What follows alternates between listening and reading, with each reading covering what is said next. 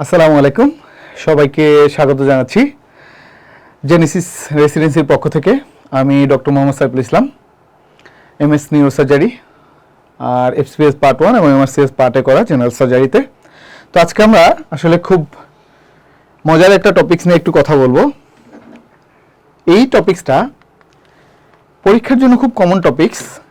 সাধারণত দেখা যায় আমাদের পরীক্ষাতে, বিশেষ করে যারা আমরা সার্জারিতে পরীক্ষা দেই, যে কোনো পরীক্ষা, রেসিডেন্সি বলি, এফসিবিএস বলি, এমআরসিএস বলি, যে কোনো পরীক্ষায় খুব কমন একটা টপিকস হলো আমাদের এই যে অংশটা।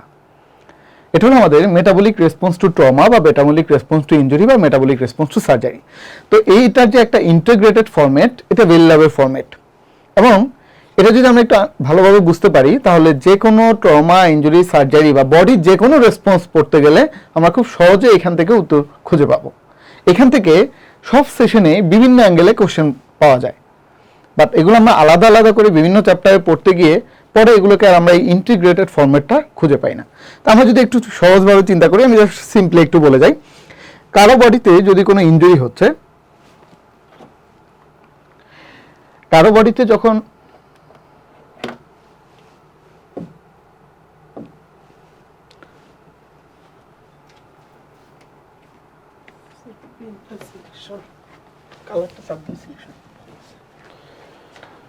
আবার যাব, আচ্ছা ওকে।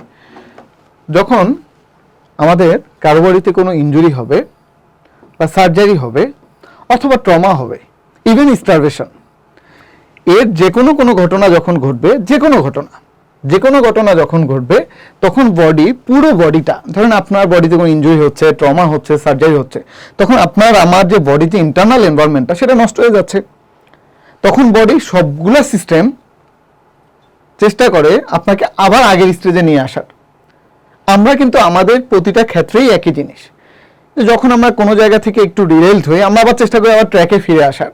আপনি হয়তো কোনো কারণে পড়ার মধ্যে ছিলেন, একটু গ্যাপ হয়ে গেছে 6 মাস 1 বছর, আপনার টার্গেট কি? আবার আপনাকে লাইনে চলে আসতে হবে, ট্র্যাকে আসতে হবে। ঠিক বডিও তাই, যে বডিতে যখন একটা ট্রমা হচ্ছে, সার্জারি হচ্ছে বা ইনজুরি হচ্ছে, তাহলে বডির নর্মাল এনভায়রনমেন্টটা নষ্ট হয়ে যাচ্ছে, ইন্টারনাল এনভায়রনমেন্টটা একটু সরে যাচ্ছে। এই সরে যাওয়া থেকে ফেরত আসার জন্য বডির সবগুলো সিস্টেম ইন্টিগ্রেটেড ফরম্যাটে কাজ করা শুরু করে। এই পুরো রেসপন্সটাই হলো মেটাবলিক রেসপন্স বা রেসপন্স টু ট্রমা বা সার্জারি বা ইনজুরি। এই রেসপন্স তৈরি করার ক্ষেত্রে সবার প্রথম যে সিস্টেমটা কাজ করে, সেই সিস্টেমটার নাম হলো নিউরো এন্ডোক্রাইন সিস্টেম। সবার প্রথম যে সিস্টেমটা কাজ করে সেটার নাম হলো neuro endocrine system. Neuro endocrine system. দুইটা কম্পোনেন্ট, নিউরো এবং এন্ডোক্রাইন। নিউরো এবং এন্ডোক্রাইন। নিউরো অংশে কাজ করে সিম্প্যাথেটিক নার্ভাস সিস্টেম। আমরা সবাই জানি যে আমাদের ইমার্জেন্সি সিস্টেমে বা স্ট্রেসফুল কন্ডিশনে আমাদের কাজ করে সিম্প্যাথেটিক নার্ভাস সিস্টেম। কোন nervous system? Sympathetic nervous system.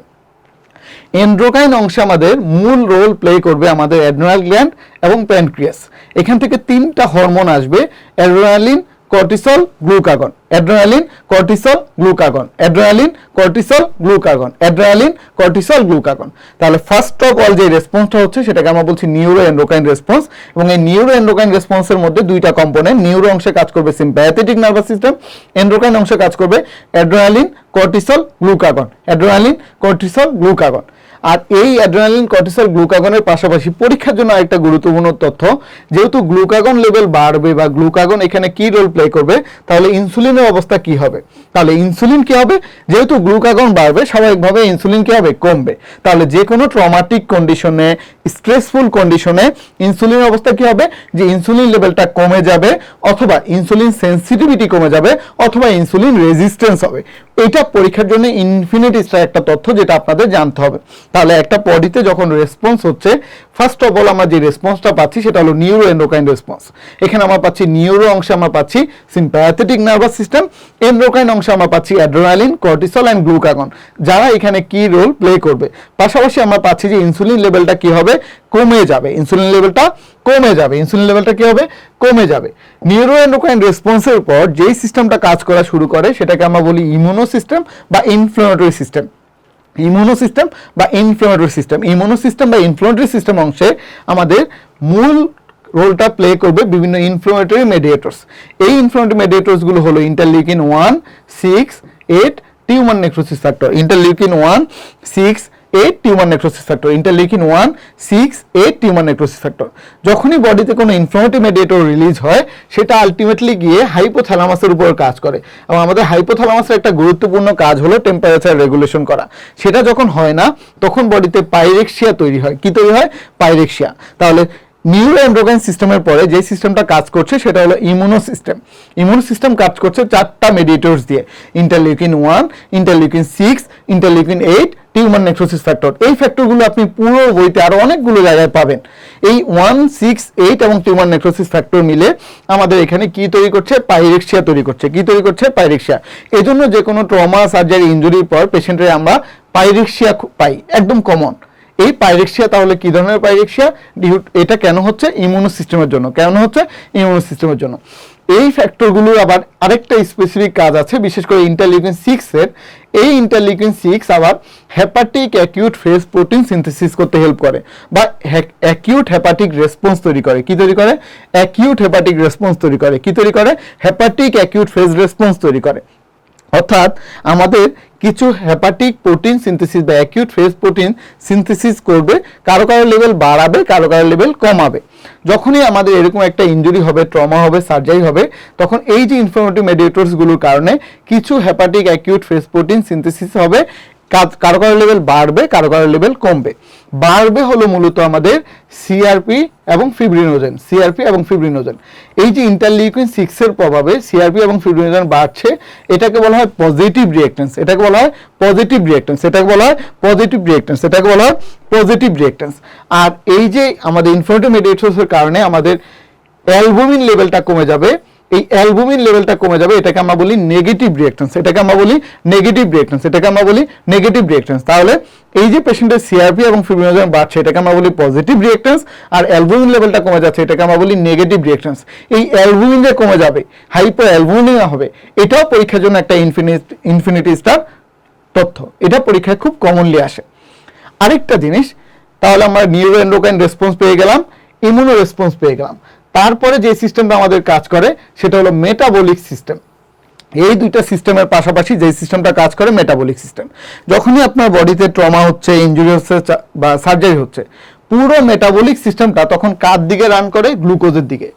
Body তখন চেষ্টা করে যেভাবেই হোক বডিকে কি সাপ্লাই দেওয়ার জন্য? গ্লুকোজ সাপ্লাই দেওয়ার জন্য। মূল মেটাবলিক ফুয়েল হিসেবে তখন গ্লুকোজ সাপ্লাই দেওয়ার চিন্তা থাকে বডি। আলটিমেটলি গ্লুকোনিওজেনেসিস হবে। এই গ্লুকোনিওজেনেসিস করতে গেলে বডির বাকি যত স্টোর আছে, বাকি যত এনার্জি স্টোর আছে, সবগুলো সে ভাঙতে শুরু করবে। যখন সে গ্লুকোজের সাপ্লাই দিতে দিতে দিতে দিতে ক্লান্ত হয়ে যাবে, একটা পর্যায়ে সে এখানে ফ্যাট ভাঙা শুরু করবে, অ্যাডিপোসাইট লাইপোলাইসিস হবে। একটা পর্যায়ে ধরেন ফ্যাটও শেষ, তখন সে প্রোটিন ডিগ্রেডেশন করবে। আলটিমেটলি সবকিছুর উদ্দেশ্য কি? গ্লুকোনিওজেনেসিস। আলটিমেটলি সবকিছুর উদ্দেশ্য কি? গ্লুকোনিওজেনেসিস। এই যে তিনটা response, neuroendocrine response, immuno response, metabolic response, এই তিনটা যখন অ্যাডিকুয়েটলি ঘটবে, তখনই আপনার একটা হেলদি রিকভারি হবে। এই যে তিনটা রেসপন্স একসাথে ইন্টিগ্রেটেড হয়ে কাজ করে, এই পুরোটাই হলো রেসপন্স টু ট্রমা বা রেসপন্স টু ইনজুরি বা রেসপন্স টু সার্জারি। এটা আপনার পরীক্ষার সময় খুব কমন একটা কোশ্চেন, বিভিন্ন ফরম্যাটে বিভিন্নভাবে আসে। ওকে, তাহলে এটা আমরা পরীক্ষার সময় মনে রাখবো যে আমাদের একটা ইনজুরি বা ট্রমা হলে ফার্স্ট অফ অল যেটা হচ্ছে সেটা হলো নিউরোএন্ডোক্রাইন রেসপন্স। এখানে আমাদের কাজ করবে সিম্প্যাথেটিক নার্ভাস সিস্টেম, এবং হরমোনাল অংশে কি রোল প্লে করবে? Adrenaline, cortisol and glucagon. Insulin লেভেলটা কমে যাবে। ইমিউনো রেসপন্সে কি রোল প্লে করবে? ইন্টারলিউকিন 1, 6, 8 এবং টিউমার নেক্রোসিস ফ্যাক্টর। এখানে আমাদের হেপাটিক অ্যাকিউট ফেজ রেসপন্স হবে। পজিটিভ রিঅ্যাকটেন্স হিসেবে কাজ করবে সিআরপি এবং ফিব্রিনোজেন। নেগেটিভ রিঅ্যাকটেন্স হিসেবে কাজ করবে অ্যালবুমিন। প্লাস এখানে আমাদের মেটাবলিক চেঞ্জের মধ্যে মূলত এখানে আমাদের গ্লুকোনিওজেনেসিস হবে, অ্যাডিপোসাইট লাইপোলাইসিস হবে এবং প্রোটিন ডিগ্রেডেশন হবে। ওকে, এই সিস্টেমটা দিয়ে আমাদের বডি আলটিমেটলি তার আগের অবস্থায় ফেরত আসবে, বা আগের যে ইন্টারনাল এনভায়রনমেন্ট ছিল সেটাই ফেরত আসবে, অথবা তার হোমিওস্টেসিসটা মেনটেন করবে। ওকে ওকে, তাহলে এটা আমরা খুব ভালোভাবে বুঝলাম, এবং এটা থেকে পরীক্ষা অবশ্যই আপনার পরীক্ষায় বিভিন্ন অ্যাঙ্গেলে কোশ্চেন থাকবে। আশা করি সেটাও আপনারা ভালোভাবে পরীক্ষায় আনসার করতে পারবেন। তো সবাইকে অনেক ধন্যবাদ। আসসালামু আলাইকুম।